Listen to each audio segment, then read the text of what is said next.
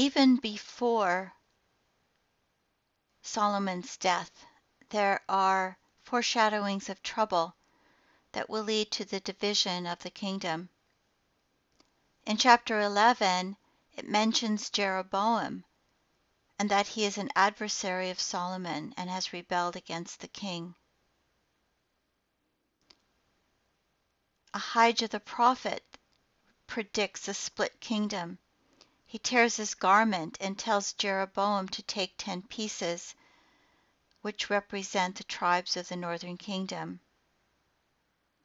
Upon Solomon's death, Rehoboam, his son, is crowned but must go to Shechem to secure rule over the northern tribes. This is already an indication that all is not well because David did not have to do this.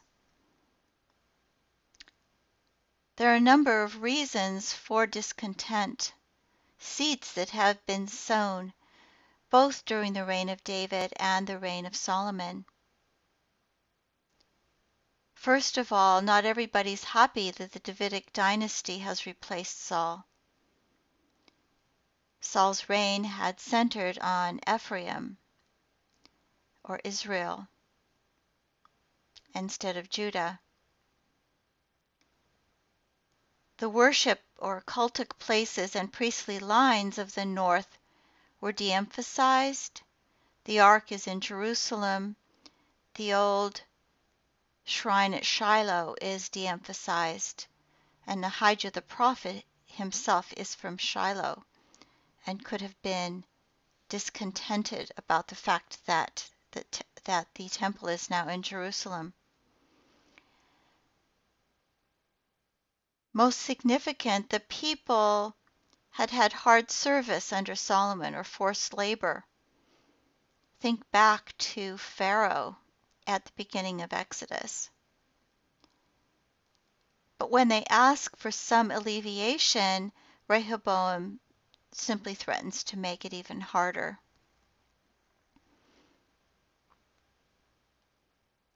So there is an assembly at Shechem that Rehoboam must attend in order to be crowned king. And these included representatives of old pre-Israelite cities, clans, tribes, small villages. And they ask that the harsh policies of Solomon be made less harsh. Rehoboam, on the advice of the younger man, chooses not to negotiate, but threatens, and as a result of this, there is rebellion. Benjamin is sort of caught in between Judah and the other tribes. And Rehoboam wants to go against the breakaway tribes, but the word of God comes to Shemaiah and tells him not to fight his kindred. So Jeroboam is a central figure in all of this. For a long time, he was officer of forced labor over the house of Joseph, but in some way threatened Solomon and had fled to Egypt. It is he who will now become king of the northern tribes. And in the north, then, there is not only a change in leadership, Jeroboam instead of Rehoboam, but there is a change in the worship and the sites of worship. Because Jeroboam sets up centers at Bethel and Dan in the far north, with calf or bull images. Think back to Exodus, where Moses is up on the mountain and the people make a golden calf. There are new priests up there, a new cultic calendar. Bethel is chosen because, if you will remember back to Genesis, this is a place where altars in the past had been set up by Abram and by Jacob. It is also associated with Samuel.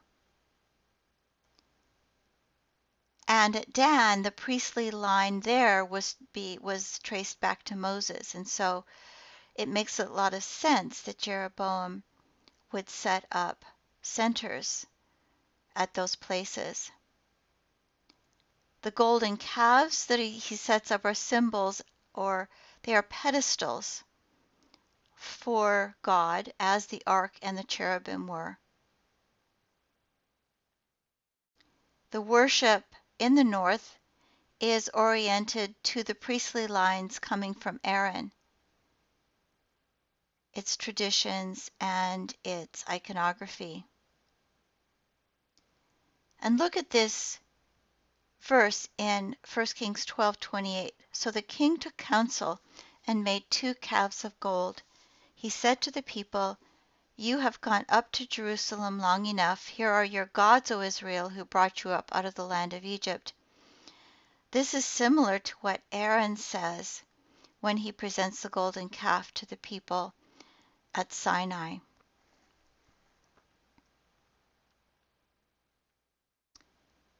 The character of the 2 kingdoms going forward is that in the north, this is called Israel, dominated by the tribe of Ephraim, and it consists of the hill country north of Jerusalem.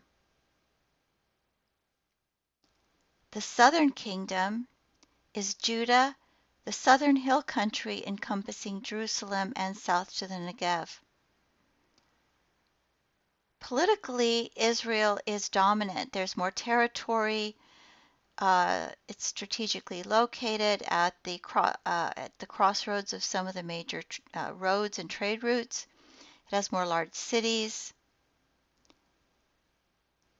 But it is politically unstable. There are accounts of 7 different assassinations, dynastic change. So it runs into a lot of problems. The reason for that instability has to do partly with outside military pressures, a lot of plurality and diversity, no royal theology, and also the fact that there are some of Yahweh's prophets who become very politically active.